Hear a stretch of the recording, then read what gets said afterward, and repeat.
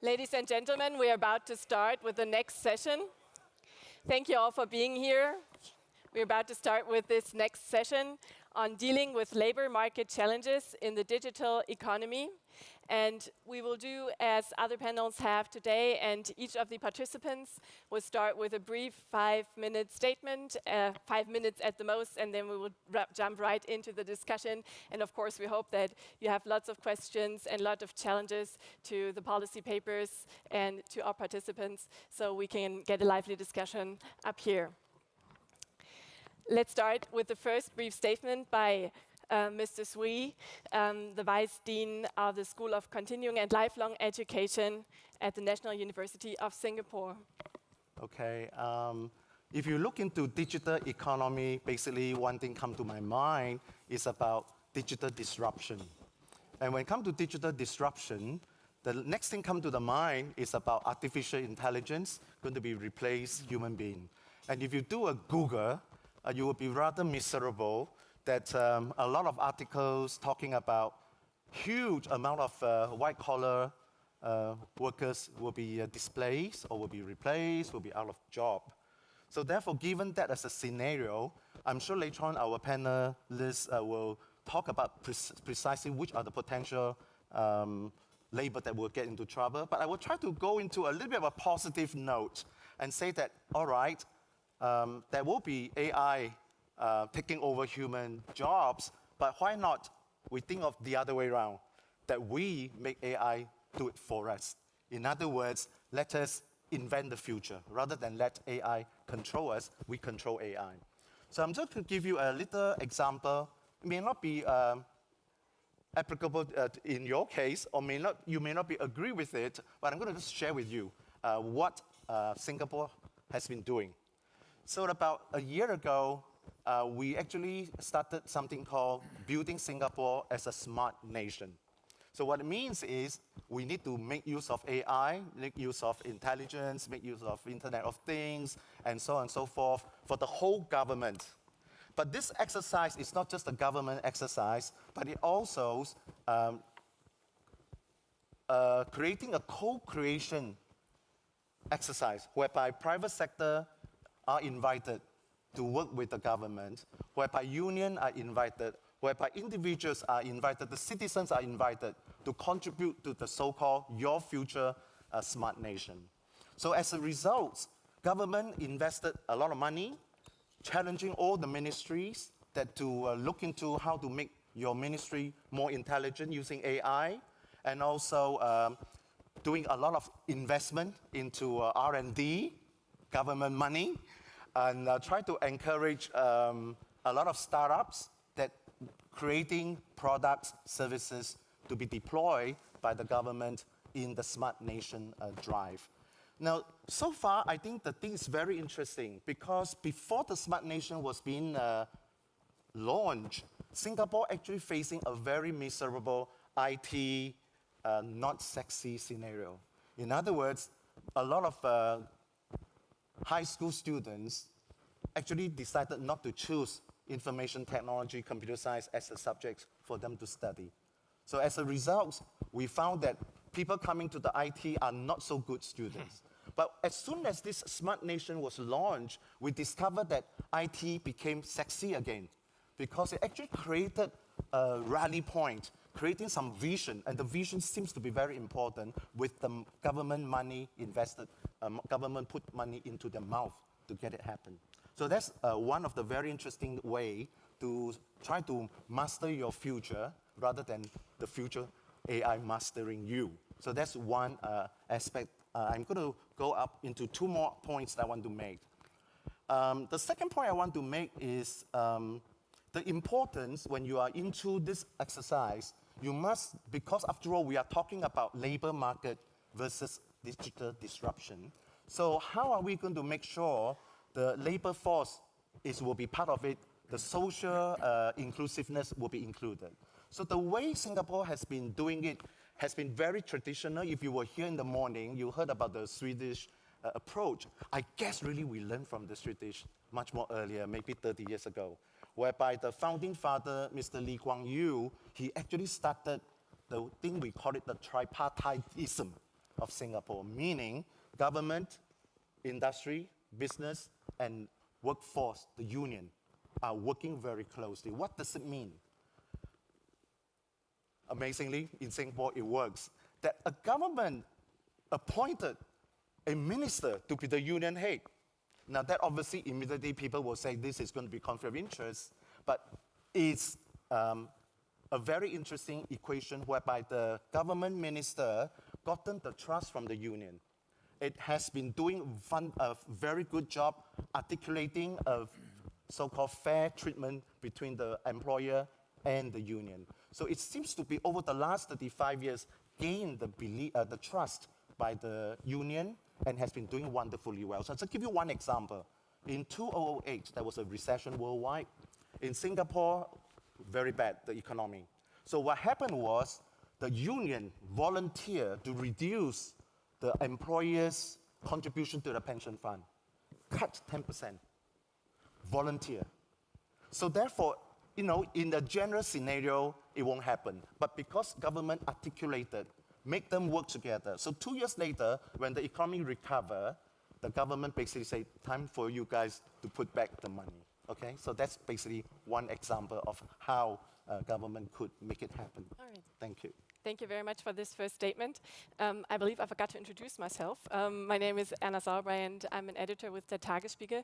But let's go right ahead with Victor Kuan, who is the chairman of Citibank of Taiwan, with your statement, please. Thank you. Let me start with telling you a story first. AI and robot expert is just about finishing a seminar which is held for the factor owner in China. More similar to us, we're about to end today's sessions.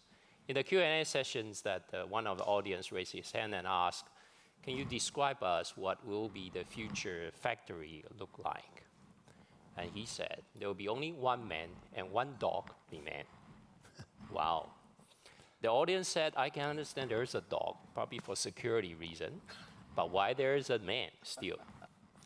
And the answer is, the man is to feed the dog. This perhaps is a joke, but could do that. but I think it's actually describing the significant impact of robot or AI technology to the labor market. If I quickly scan through the recent research or papers, they pretty much give us the same predictions. An Oxford economist say about 47% of US jobs could be automated in the next 1 to 2 decades. One of the McKinsey report indicated 45% of jobs can be automated by current technologies. Even there is a similar study in EU, there are in average about 54% of jobs is at risk. So if we look at on the global basis, this scale, the adoption of automation technically could affecting 50% of the world economy, 1.2 billion of the employees, and 14.6 trillion of the wage. So that's the scale we are gonna encountering. So one of the most challenges is when we're facing such a dramatic job change, displacement, shift, but some creation, what is the solutions? So I think the recommendation for our group, we will later on to further address more, but I'm coming out, certainly education is one of the words people mention the most, how to rescale the laborers, how to educate the people to fit in the new technologies and new digital world changes. But I think it's not just about revamping the education blindly. First, I think there are 3 pillars in terms of my recommendation. The first pillar has to become out a country digital assessment and game plan. Because what I'm highlighting here is each of the countries facing different challenges in terms of the digital economy impact. As I mentioned, the EU economy was, EU assessment is in average 54, but peripheral Europe, countries like Romania, Croatia, and Poland, the job at risk is more than 60%. Compared to German, France is about 50, and UK is 47. I think it's because the global production pattern has started to reverse. If you look at the recent Adidas, this German company, profit release in 2016, the profit increasing more than 50% compared with previous year. And they started to build the 3D printing manufacturing factory back to Germany. And they started to increasing the workers in Germans. Not necessarily increasing the worker in China or in Vietnam, which is a traditional way the shoes being designed and produced and put into the distribution channel. It's totally changing because right now it's more flexible in terms of customer made and marketing driven kind of a production model rather than the low cost global production patterns. So I think each of the countries need to assess what industries got impacted the most and what level of the impact and in each of the countries. So the game plan need to come out. Second step, it's a bottom-up exercise. We need to understand each of the country labor digital capabilities. So what I'm proposing here is the online labor career digital passport and the intelligence systems. First, it has to be online, so the labor can go online. Second, they can, using that scorecard to assess their digital strengths and weakness. And thirdly, they can using that system to actually program or planning their development going forward. And the fourth, it has to be a lifelong, and it will be able to carry over the entire career with him, despite of the job change. Because if the records of the digital capability only restore in one of the company, when you change the job, it doesn't go with you. It doesn't help in terms of your lifelong planning. The last one is the centralized system. We're accumulating millions of laborers in digital career intelligence. We'll be able to help the institution, education system, or even government try to plan forward. The third pillar is the education pieces coming in. So we have a top-down country game plan, understand the impact. We have bottom-up exercise. It's an online scorecard or passport to understand the labor force strengths, weaknesses, and the gaps. And then that we can start to using that to start to plan more systematic way on our lifelong learnings. And the whole education transformation can be based on that intelligence to do. Perhaps more massive open online courses can be designed, and they can link it to their online system directly, or the industry could coming in to create a better ecosystem with all these inputs. So what I'm coming out is try to not just come directly changing the education system, is really to assessing each of the country. Taiwan is an ICT-driven country. Perhaps different country is a service-driven countries.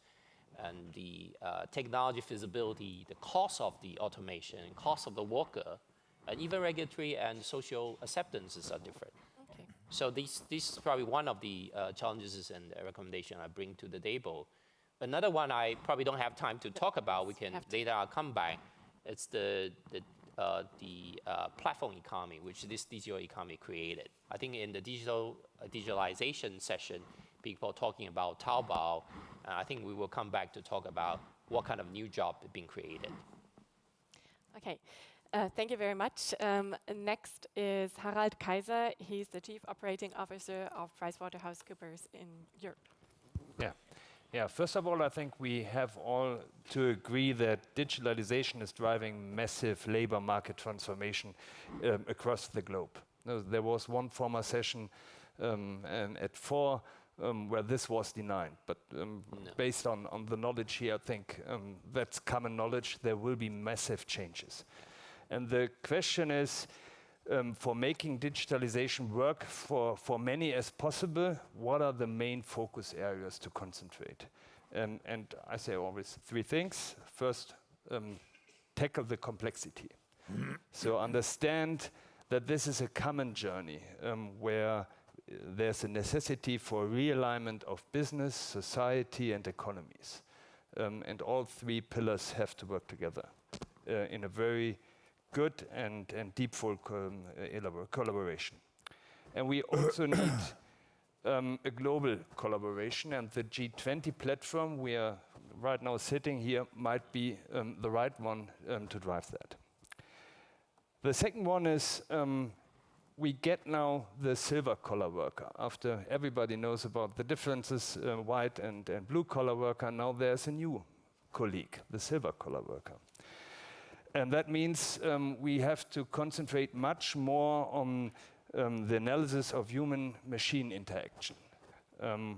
So what implies, or we need a clear understanding of the unique skills of human beings in comparison to machines.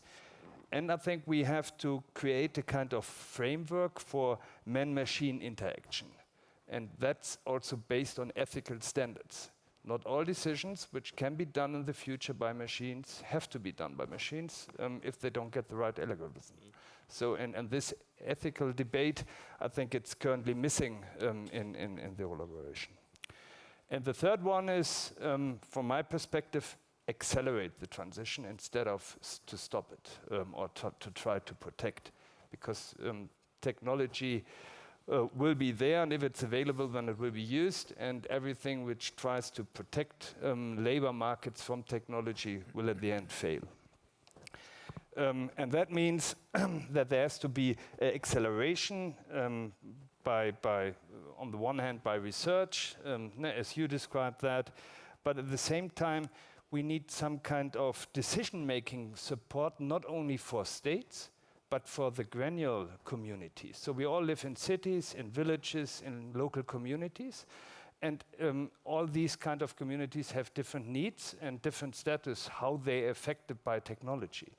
And there's the need really to understand what's driving them and how to deal best with this technology. So these are the main three pillars, and it sounds counterintuitive first. No, we all shy away from complexity. We shy away from machines. We shy away from acceleration, as everything feels already so complicated, sometimes out of control, and much too fast. However, from my perspective, there's no other opinion. Thank you very much. And we will continue and hear the last statement by Mr. Edmund Phelps, the 2006 Nobel Laureate in economics. We are very honored to have you here, Mr. Phelps. Thank you. Thank you very much.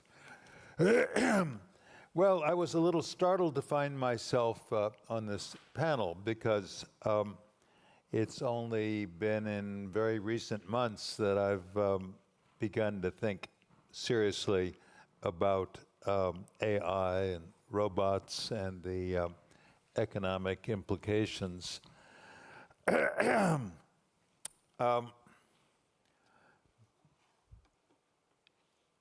When I was in graduate school in economics some decades ago, we worked with an aggregate production function. We imagined that aggregate output was a function of aggregate capital and aggregate labor.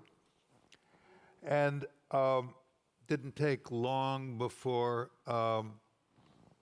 economic theorists began to start tinkering with the parameters of the production function. Does it matter what? And the favorite procedure was to look at what is called factor augmenting technical progress. Technical progress that is like having more machines than you had before, or like having more workers than you had before. If it was labor augmenting, it was a parameter that multiplied the labor force. If it was capital augmenting, there was a parameter that multiplied the capital. Unless I badly misremember the results of that, it did not matter radically whether technological progress was entirely labor augmenting or entirely capital augmenting. Both wages and the returns per unit on capital were helped by this factor augmentation, be it whether it was labor augmentation or capital augmentation. So as the decades passed, I was not able to make very much sense of the growing alarm over AI and robots and so forth. But in my recent research, I've become quite aware of the technological developments that have already occurred in the United States, for example. I've looked at other countries too, but in the United States, many decades ago, let's say in the 1960s, 3% of available men of working age were not in the labor force for one reason or another. Now that number has grown to about 8%. And I don't doubt that it's going to continue to rise. At least I'm prepared for the possibility that it will continue to rise. How can economists understand this process in terms of the tools that economists usually work with? Well, there's another model of the economy that's one step up from the aggregate model, in which we look at aggregate output as a function of aggregate labor and aggregate capital. And that's where we go from one sector to, whoopee, two sectors. And one sector produces the consumer good, and the other sector produces the capital good. There must be some Austrians here, so they may know that is the Austrian model of production. And in the Austrian view, labor produces capital. Why does it do that? Because capital produces the consumer good. And so when I was able to get to this subject a month or two ago, frequently working with Hyuntaek Hoon in Singapore, whom you may know, we started asking ourselves the question, what if robots come to the sector that produces capital goods, the sector where labor has its work, has its jobs, and gets paid? And at first, there seemed to be nothing to write home about, nothing remarkable there. If the labor augmenting parameter that multiplies labor in the production of capital should go up, if that parameter should go up, then there's more output well, first, no, let me do it the other end. There are two effects. The first is that every worker is now more productive than he was before, because he has a robot working for him. But on the other hand, with more input, robotic and human, producing capital, the increase in that input will drive down the relative prices of capital goods. I might say, at the risk of offending technologists and others in the audience, one of the things that is terribly missing in the public discussion is prices. And that's the one thing that maybe economics is good at, or at least relatively good at. So the fact that robots could drive down the prices of things is something to watch. So, however, I went on to think about what happens if the technology parameter in the production of capital goods does not multiply labor, it simply adds to labor input. So now the labor the labor input is human labor plus robotic labor, so to speak. What then? Well, the first thing I found was that there's going to be that increase in output, which drives down the prices, and at the same time, I'm sorry, your an microphone is individual worker is not more productive than before. Excuse me, can we because get some help with the parameter is microphone? not multiplied as ever. Okay. So, thank you. Okay.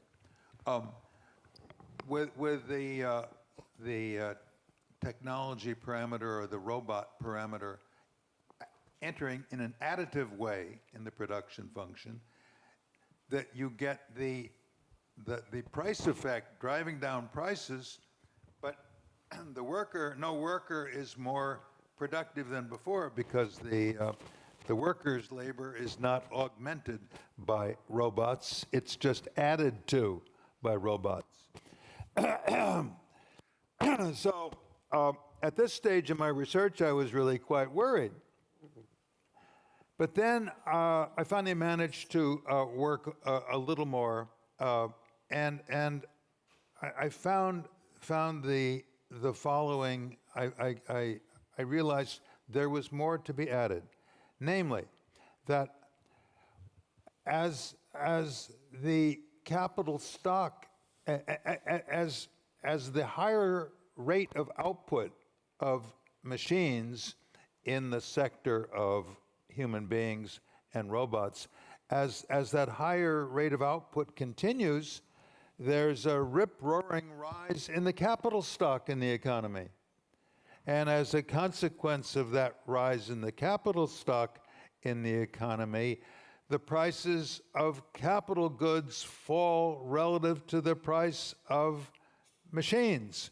The price of consumer goods, which is what machines make, falls relative to the price of machines. So at first we thought we had lower prices of machines relative to the prices of consumer goods, but now we see we have another long-run effect entering that lowers the price of consumer goods relative to the price of machines. So we've got to work this out.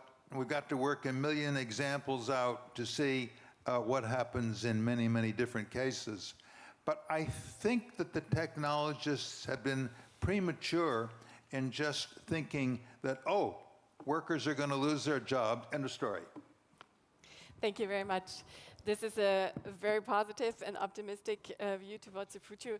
Do you have any recommendations anyway, even if you consider the workforce to maybe stay about the same because productivity is rising, prices are falling? Is there any recommendation that you would like to put forward to the G20, how they should adapt to the scenario you've been describing?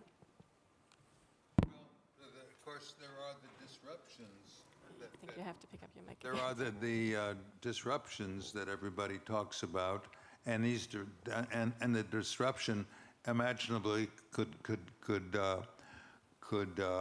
affect a family for a couple of decades, a big chunk of its working life.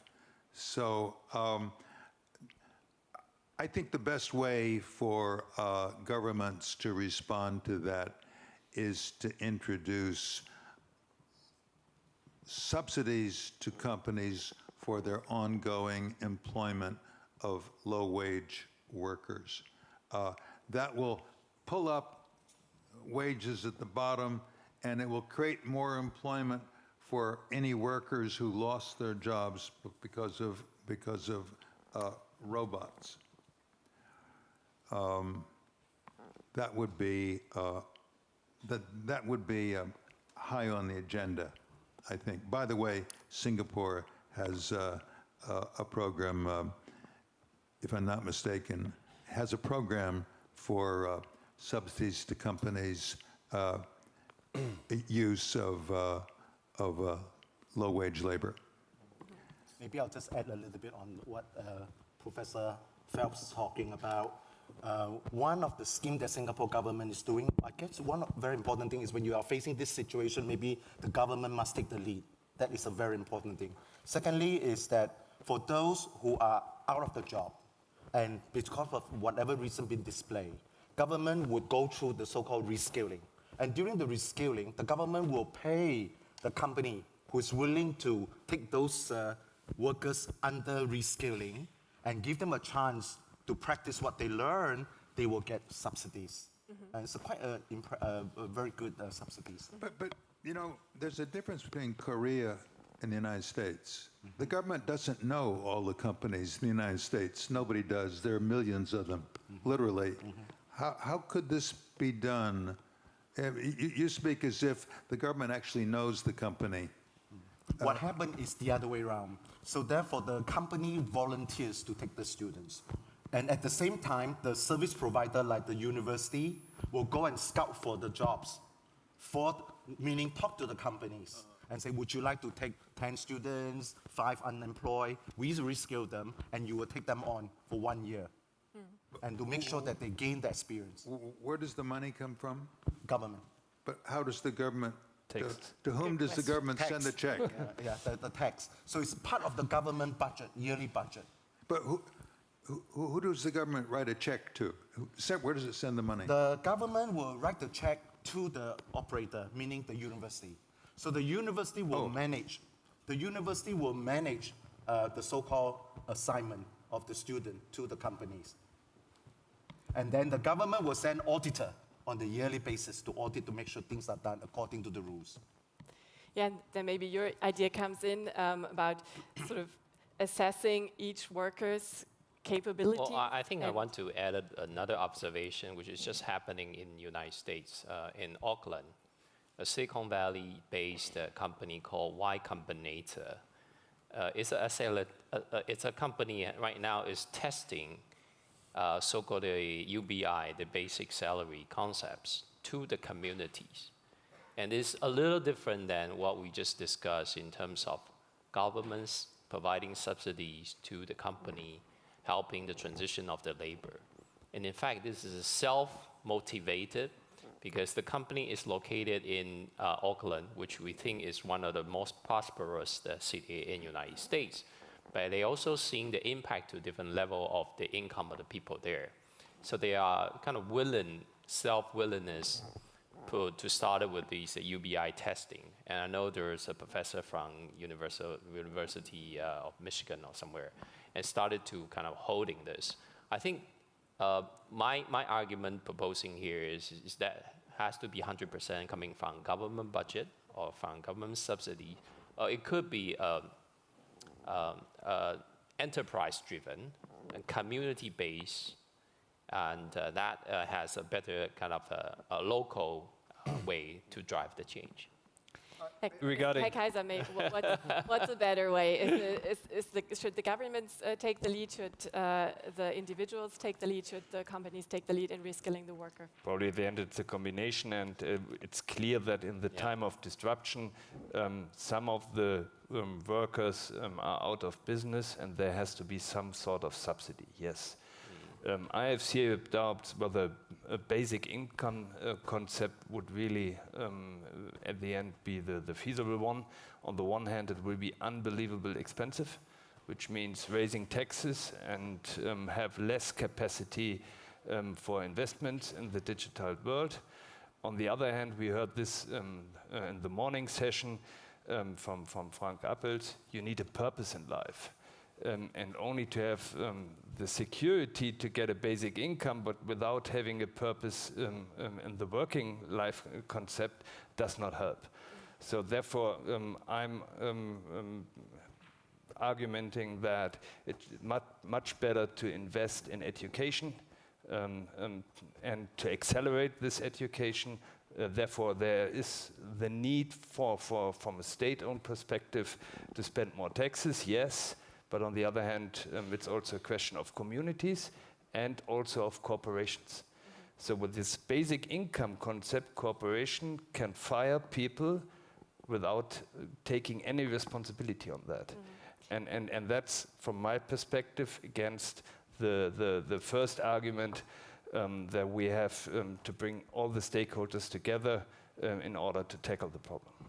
So should subsidies be always just be paid if there's some sort of educational effort, and if yes, what do we do with the laborers who maybe just simply won't re-educate and won't be able to re-educate and will be out of job? No, subsidies could be in two ways. On the one hand, if we have to increase the research budget, that's also already some kind of subsidy. And research and development is extremely important. And in these times where technology is evolving so fast, and we see now with artificial intelligence and robotics, all the stuff, that Moore's law is already, or is again existing, which means that every year the capacity is doubling. At the same time, the major progress in the decade is in the last 2 years, it's 75%. So we are good in linear projection, but everything which accelerates at the end, it's quite difficult. So and to understand this way of technology development, I think we have to bring more money into the research area. That's the first one. And the other one is for those who are not any longer capable enough, there we need personal subsidies, yes. I would like to hear you on the universal basic income idea too, because I know you've written a lot on inclusion, that is the access to jobs offering work and pay, but also meaningful work. So how do we provide meaningful work? Is it just reskilling, or what other ideas would you maybe have that you could recommend? Well, I think that's at least two questions. One is about UBI. I've been horrified by the idea of UBI because it doesn't, it throws in the towel. It's a declaration of defeat. It says that we can't get people into the labor force, but they have to eat and have a roof over their head. So we will give every adult person a universal basic income, an income level below which their income can't fall. But that is unbelievably expensive, and it would certainly get in the way of all sorts of other needs that the government has to work at addressing. So now, so what would be a good idea? Well, as I said before, I think that subsidies for employers' use of low-wage workers is a good way to go. It's also expensive, but it's a lot more cost-effective than just throwing UBI money at people. Now, I may misunderstand the sophistication of this Y company that you mentioned, and I noticed that you once used the word subsidy. Let's be clear, the UBI is not a subsidy. It's not a subsidy to do something. It's a grant with no strings attached. That's not a subsidy. A subsidy is entirely different. What else might the government do? Well, I think, of course, education and re-education, advanced training, further training, new training, all those have a place, I think. I think Sweden has been marvelously effective in making such programs work. I do think that in the United States, it would be very tough sledding to get some of those programs to work. You've mentioned the model of that you have a cooperation between the state, the unions, and the corporations. Is reskilling part of this, or is it rather about finding agreements on cutting wages, and the example you mentioned? Reskilling is definitely the key. So government has a very big budget for reskilling. Only one thing I like to add into it is that they are very much into the so-called outcome-based subsidies. Meaning, you definitely won't give money to anyone if the training doesn't lead to a job, or at least a one-year job. So that's a little thing, it's debatable, but it's now taking place, that it has to be outcome-driven, the subsidies. Yeah, I think the agile model of really observing the measures you implement has been part in all of your papers in some way or another. It's not just feeding money into the system, but really watching what the money does and then adapting to it. Let's maybe pass on to another idea, and that is the cooperation between man and machines. And you've had that in your paper. I thought it was very interesting. So once man and machine work together, what should be the rules? How can we make sure we're not the worker that feeds the dog, but we are rather the one that creates the machine, that works with the machine, that maybe feeds the machine with new ideas, with new algorithms. What are your ideas on that? Because you've put it Yeah, out. exactly. So I don't have all the answers on that, but we have to raise the questions. Until now, this debate is missing. And that's something which we need interdisciplinary between technology, economics, and ethical standards. I make one example why it's so important. If you take the automotive industry, so everything is now moving from combustion engines into electric vehicles, including connected cars and autonomous driving. So totally different supply chain, totally different setup. And therefore now cars has to be trained. And the training and self-learning, yes. But however, the rules has to be made by men. And one of the questions which are currently raised is if there's an accident which can't be avoided, and you have only two possibilities to hit the older woman or the young mother with her child. So what should the car do? And are we as human beings even in the position to make this kind of decision for the machines? Or is that something where we need ethical standards that these kind of decisions can't be made by machines? Mm-hmm.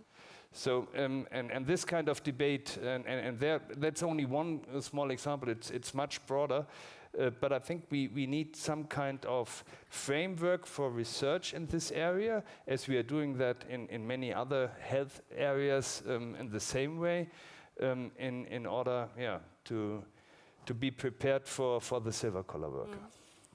And in order to be prepared for the silver collar worker, we maybe also need new skills and different skills. We've already discussed that, and you said that in many countries it's difficult to get young people to study the STEM masters or bachelors. So how can we make those more attractive to make sure they are the ones who lead the machine and are not led by the machines? Well, how do you do it in Singapore? Currently, the scheme has to be very broad. So it's not just to be leading to a certification or qualification. It can be very short. We call it the bite-sized learning. So it's in other words, you learn, and when you apply to the machine. So now we also encourage online learning. So it's basically learning on demand learning. Only when you need it, you learn. So it's a very broad-based training that provided government mobilize the whole country, university and higher learning institution that you must provide continuing education. Mm-hmm. So currently that is the so-called movement in Singapore. I think we probably not necessarily just looking into a training or education focus on STEMs or traditional rescale the labor and back their traditional workplace. I think I highlighted the platform economy is probably another solution to creating more jobs Because based on the recent survey, about 20 to 30% of the working age population in United States and EU is already engaged in so-called independent works, or we call self-employees. The trend of the Ubers that without any vehicles and Airbnb doesn't have any rooms, they are able to getting millions of the people to use their sleeping capital, become a producer of the services. Alibaba, the research indicated maybe after 20 years, there will be 50% of the people are so-called independent worker or self-employee. So the traditional education on programming and or upgrading their skill sets on STEM, it's one of the solutions, but not all. Perhaps they require more social and collaboration skills. If I will become one of the platform services provider, my skill set will be totally different than a traditional workers. Victor actually remind me about a small little thing that Singaporean is happening now, is that when there's any displaced workers, they couldn't find job, so we rescale them. And after rescaling, they don't work in Singapore because there's no such demand. Yeah. They work in Vietnam, they work in Indonesia, and so on, the neighboring country. It seems to be working very well. And the internet also providing the work, the platform which is no boundaries, no country boundaries. Some company like Upwork, they are getting tens of the thousands of the peoples already registered with the platform. And there's maybe one demand of the work coming out from Indonesia, and Singaporean can sign up and do the work right away. So there's no boundaries. It's a high flexibility. So I think going forward, the government may need to think about the rules, how to protect these type of independent worker, because the population of these will be significantly increased. Yes. Maybe we can do a last round on that, because I think that's an important point you've raised. How do we have to change labor market law? You've mentioned more protection for self-employed people, but is maybe re-education something, a right to re-educate, something we should implement into labor market laws too? Or do you have any other ideas in that field that you would like to put forward in the finishing round? Yeah, I don't believe that we need the right. I think it has to be consent between those who employ and those who are employed, and that's unions. So there has to be some kind of compromise tackling the issue that there will be some generations with major difficulties to get job opportunities due to age, due to skills, and we have to limit it to the absolute minimum. But to think about that the government can regulate everything is against the successes we see in many economies.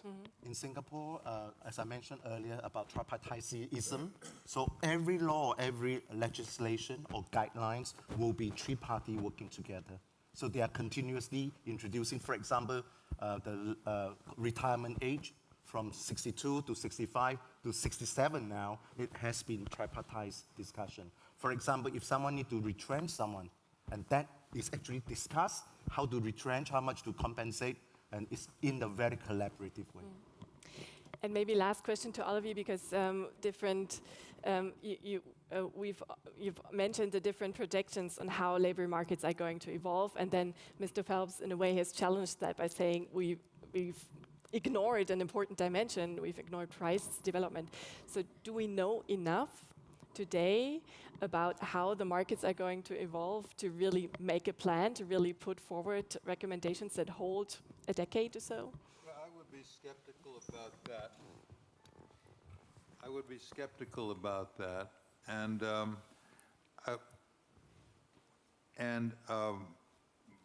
One of my own pet themes, maybe we should be skeptical about that too, but one of my own favorite themes is that